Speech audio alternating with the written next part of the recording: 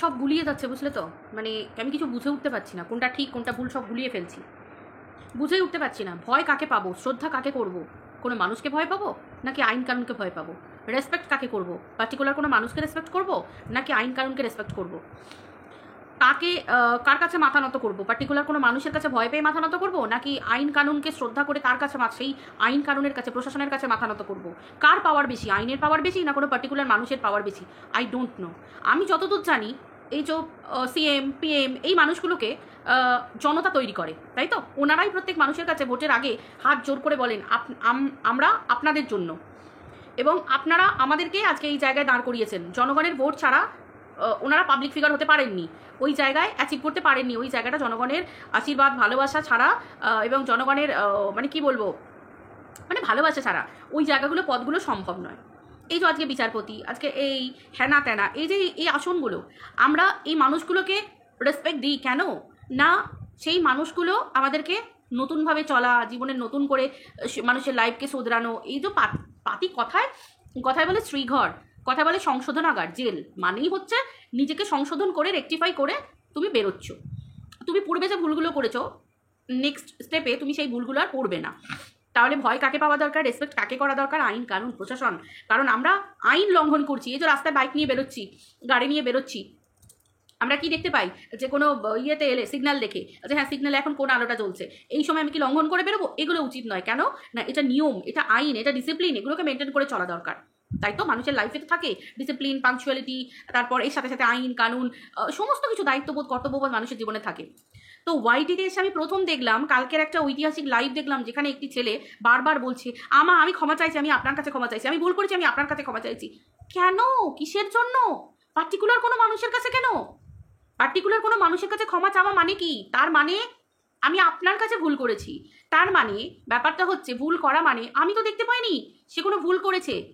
যখন আমি কোনো পার্টিকুলার মানুষের কাছে ক্ষমা চাইবো তার মানে হচ্ছে সেই পার্টিকুলার মানুষটা আমাকে বিপদে ফেলতে চাইছে, পার্টিকুলার মানুষটা আমাকে প্রবলেমে ফেলেছে, পার্টিকুলার মানুষটার দ্বারা আমি প্রবলেমে পড়েছি, আদারওয়াইজ কিছু না।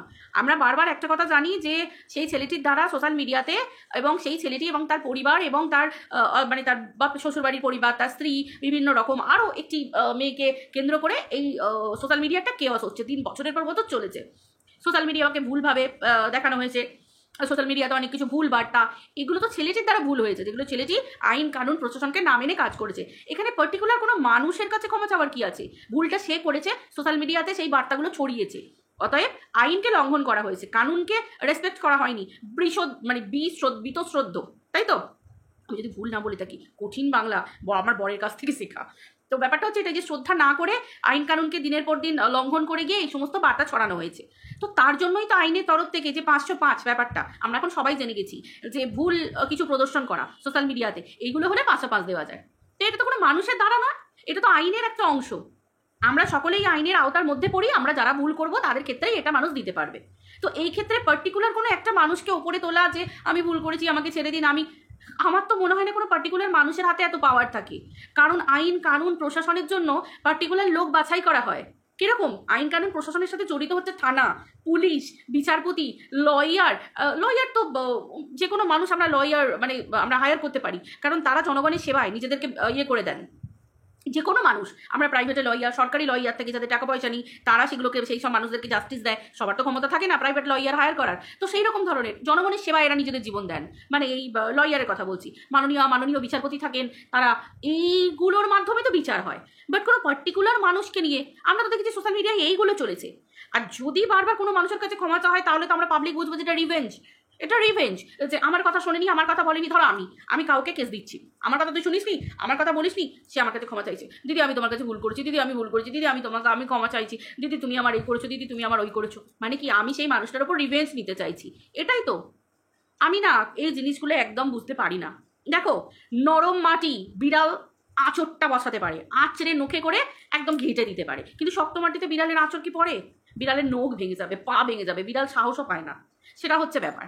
এই যে এই ছেলেটি বয়স অল্প, উড়ছিল, মানে কি অল্প বয়স, দোষ নেই, তারপর আবার ওই রকম মেয়ে কপালে পড়েছিল, তারপর আবার আরেকটি তার পাশে, মানে 3 জনেরই জীবনে প্রচুর পরিমাণ ভুল ছিল। এই ভুলগুলো 3 জনকে জর্জরিত করে রেখেছিল, বুঝতে পেরেছো? এরা ভাবে ভাইরাল আর সাকসেস দুটো হচ্ছে একই জিনিস। না, এরা ভুলভাবে ভাইরাল হয়ে গেছিল, এরা কেউ সাকসেস পায়নি, কেউ না। কন্ট্রোভার্সি করে এরা আজকে 3 লাখের জায়গায় দাঁড়িয়েছে। ভদ্র ব্লগ দিক, দেখবে ভিডিওর ভিউজ কমতে থাকবে। হয়েছে তো, যখনই ভিডিওর ভিউজ কমতে থেকেছে তখনই এদের এই ঘটনাগুলো আমরা দেখতে পেয়েছি, তাই তো। এরা যে সম্পূর্ণ দোষী ছেলে মেয়েগুলো আমি বলবো না, এদের একটা বয়সের ধর্ম, যে বয়সে যেটা করা দরকার সেই বয়সে সেটা হয়নি, অকালপক্কম হয়ে গেছে, মানে ও ছোট বয়সে এই ঘটনাগুলোর সম্মুখীন হয়ে গেছে। আজকে থানা পুলিশ ভাই মাল্লু হচ্ছে সব থেকে বড় দরকার, বুঝতে পারছো তো। টাকা পয়সা থাকতে হবে, তার উপর নিজেকে সৎ হতে হবে, তবে তুমি একটা আইনের লড়াই লড়তে পারবে। কারণ এটা ভীষণ বড় একটা, এই যে বলছি না যে বাইরে থেকে বসে অন্যজন লড়াই করছে সেটা দেখে হি হি ঠুকে দাও ঠুকে দাও ঠুকে দাও, এবার সে যদি তোমায় ঠকে তখন তুমি বুঝতে পারবে এই ঠুকুনিটা খেলে ঠিক কতটা মিষ্টি লাগে না তেতো লাগে না, এই স্বাদটা কি তখন বুঝতে পারা যায়। বুঝতে পেরেছো, ঘটনা হচ্ছে এটা।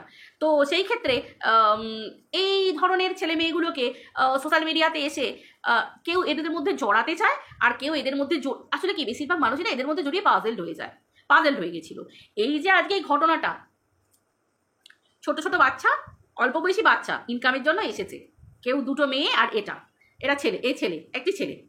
তো একটা পরিবারে বাবার কাজ চলে গেছে শুনলাম, এবং পরিবার কি করে চলবে? সোশ্যাল মিডিয়া থেকে যাদের আর্নিং, যাদের ইনকাম, ছেলেটা বেশি দূর পড়াশোনাও জানে না, তাকে কাজ করে করে কমে খেতে হবে, তার এটা খাবারের জায়গা।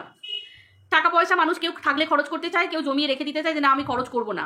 আমার কেউ চায় বুকে পিঠে মানে সিদ্ধারাকে সোজা রেখে আমি লড়বো, আবার কেউ চায় না আমি ক্ষমা চেয়ে নেবো, তাই তো। মানে আমি ভুল করেছি, আমি চুপচাপ থাকবো, আমি সব মেনে নেবো, আমি সবই করে নেবো। মানুষের কিছু কিছু পথ থাকে, এবার জীবনে কোন পথটা মানুষ অনুসরণ করবে সেটা মানুষের কাছে ব্যাপার। আমি জয়ী হব, আমি ভুল করিনি এই ব্যাপারটা, কিন্তু তাকে সেই জায়গায় সৎ থাকতে হয় যে আমি কোনো ভুল করিনি, আমি যেটা করেছি ঠিক করেছি। ওই জন্যই তো মানুষকে বলা হয় ঠিক পথে চলো। মানুষ যদি তোমার বাড়িতে নোটিশ পাঠায়, কিছু পাঠায়, তুমি সম্মানের সাথে লড়তে পারবে। আদারওয়াইজ বাড়িতে তোমাকে জিজ্ঞাসা করবে কি এমন কাজ করো যে বাড়িতে নোটিশ এলো। অনেক বাড়িতেই পুরুষরা থাকে, গার্জেনরা থাকে, যতই তুমি ভিডিও করো কিছু বলে না, কিন্তু যখন মাসের পর মাস হাজার হাজার টাকা লাখ লাখ টাকা বেরিয়ে যাবে না ঘরের মধ্যে বসে, তখন তারা প্রশ্ন করবে যে কি এমন করো, সারা জীবনের মতো চ্যানেল ডিলিট করে দাও, আর চ্যানেল হাতের কাছে থাকতেও তোমরা ব্যবহার করতে পারবে না। বুঝতে পেরেছো? তো এই ধরনের মানুষের মধ্যে কেউ জড়াতে চায় আর কেউ জড়াতে চায় না, এটা হচ্ছে ফ্যাক্ট, আর কিচ্ছু না। জীবনে সেলফ রিয়েলাইজেশনটা হচ্ছে সব থেকে বড়। আমি ওর বাচ্চাকে কারোর সাথে শোয়ালাম, আমি ওর বাচ্চাকে নিয়ে নোংরা কথা বললাম, আমি ওর বাবা মাকে নিয়ে বললাম, আমি ওকে 5 জনের সাথে শুয়ে দিলাম, এই মেয়েটাকে বিক্রি করে দিলাম চরিত্র। সারা দিনের পর তোমার যদি আয়নার সামনে দাঁড়িয়ে মনে হয় আমি মনে হয় ঠিক করিনি, কাজটা মনে হয় ভুল করলাম। তো এই যে সেলফ রিয়েলাইজেশন, এটা একটা আলাদা। আর ও তোমার নামে বলেছে কেস করে দাও, কেস করে দাও, আমি আছি পাশে। ও তোমার নামে বলেছে কেস করে দাও, এই ও বলেছে কেস করে দাও, ও বলেছে কেস করে দাও। এইগুলোকে কিছু মানুষ আজকাল বলছে যে ওয়াইটি নাকি পরিষ্কার হয়েছে। না, পরিষ্কার হয়নি। ওয়াইটিতে হিংসা এসেছে, বিদ্বেষ এসেছে, ওয়াইটিতে মার মার কাট কাট এরকম একটা ভাব এসেছে, ওয়াইটিতে হিংসা নিয়ে চলছে। এটাতে হিংসা দিয়ে কোনোদিন জয় হয়, কোনো কিছু করা যায়? এতে কি হচ্ছে বলো তো? ক্ষতি হচ্ছে। এখানে মানুষ অনেকে এসেছে নিজের ইনকামের জন্য, অনেকে এসেছে নিজের পরিবারকে সামলাবার জন্য, অনেকে এসেছে নিজের সংসারকে গোছাবার জন্য, কারোর বাবা মাকে খাওয়াবার জন্য, কারোর স্বামী অসুস্থ তাকে খাওয়াবার জন্য, কারোর এই অনেক, প্রত্যেকটা মানুষের আলাদা আলাদা কি রিজন থাকে। তো এই জায়গাটাতে আজকে সবার কেসের পিছনে পয়সা খরচ হচ্ছে। আমি তো বলেইছি কেস তো একটা হচ্ছে রীতিমতো একটা বড় অংশকে কেন্দ্র করে একটা গোষ্ঠী তৈরি হয়ে গেছে কেসের। এইটা কিন্তু কোনো মতেই হওয়ার কথা ছিল না। সেলফ রিয়েলাইজেশন করে সরে যাওয়া যে না নিজেদের রেকটিফাই করবো, নিজেরা ভুল করছি আমরা, এটা এনে মনের মধ্যে, আর মনের মধ্যে কেস কেস কেস কেস কেস কেস কেস কেস কেস কেস কেস কেস কেস কেস এই কিট কিট কিট কিট কিট কাবাডি কাবাডি কাবাডি কাবাডি সেরকম, ঠিক এই রকম টাইপের অবস্থা। ও বলেছে কেস করে দাও, ও বলেছে কেস করে দাও, ও বলেছে কেস করে দাও, এইরকম দিয়ে কিচ্ছু হয় না। এটা একটা রিভেঞ্জের ব্যাপার হয়ে যায়, প্রত্যেকটা মানুষের মধ্যে রিভেঞ্জ কাজ করছে। একে গুঁড়িয়ে দাও, ওকে হটিয়ে দাও, ওকে শেষ করে দাও, ওকে সর্বনাশ করে দাও, ওকে একদম এখান থেকে দূর করে দাও। কিচ্ছু হয় না, কিচ্ছু হয় না। এটা হচ্ছে সর্বনাশের নেশায় মেতে যাওয়া একে অপরের। ওই যে বললাম, নরম মাটিতে আঁচড় মারতে সবাই পারে, কিন্তু শক্ত মাটিতে থাবা বসানো এত সহজ কথা না।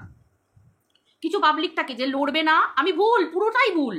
আরে ভাই পুরোটা ভুল, সেই মানুষকে জব্দ করতে ভালো লাগে, মজা আসে, সেই জায়গায় যুদ্ধে সহজে জেতা যায়। কিন্তু একটা মেরুদণ্ড যুক্ত প্রাণীর সাথে লড়াই করতে গেলে যে না বাস আমি দেখিয়ে ছাড়বো, আমি একা নই, সবাই করেছে, কই লড়ে দেখাও তো, দেখি কেমন আসে মজা। সেখানে একজনকে লড়াই করতে নামালে সে 20 জনকে নিয়ে লড়াই মানে ময়দানে নামাবে, খেলা জমে যাবে, আর সেই খেলাটাই জমে গেছে। বুঝতে পারছো? আশা করি আমি তোমাদেরকে অনেক কিছু বুঝিয়ে দিলাম। এর থেকে বেশি বলা বা বেশি আমার এই ব্যাপারগুলোকে ঘাঁটতে বেশি ভালো লাগে না। আমি পছন্দ করি কথা কম কাজ বেশি। আমি পছন্দ করি কিছু মানুষ আসে সমাজে যারা প্রকৃত সমাজের ভালো করতে চায়, কোনো মানুষের ক্ষতি চায় না। বিচার কাকে বলে? আমি দেখবো আগে ভালো করে, তাতে 1 মাস লাগে লাগুক, 2 মাস লাগে লাগুক। আমি ভুল করে ফট করে একটা কাজ করব, কাজ করার পর বলবো এ মা এ নয় গো, হাই যা ভুল করে ফেললাম গো, হাই এ নয়, হাই এ হচ্ছে সব থেকে শয়তান। তা করতে একটা মানুষের জীবন শেষ।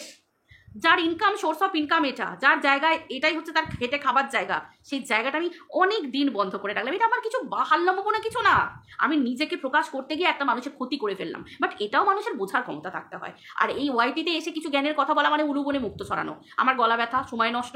তবে হ্যাঁ, ওয়াইটি একটা সুবিধা দিয়েছে, এই যে মনিটাইজেশন অন করে ভিডিওটা করবো, ওই $1 কি $1.5 যা হবে ওই আমার ইনকাম হবে, এই হবে, এই যা হবে। অতএব বুঝতে পারছো তো, ওয়াইটিতে এসে বিচারের জায়গা মানে হচ্ছে নিজে লাইভ করা, নিজে ভিডিও করা, মানে হচ্ছে শুধু নিজের ইনকাম বাড়ানো।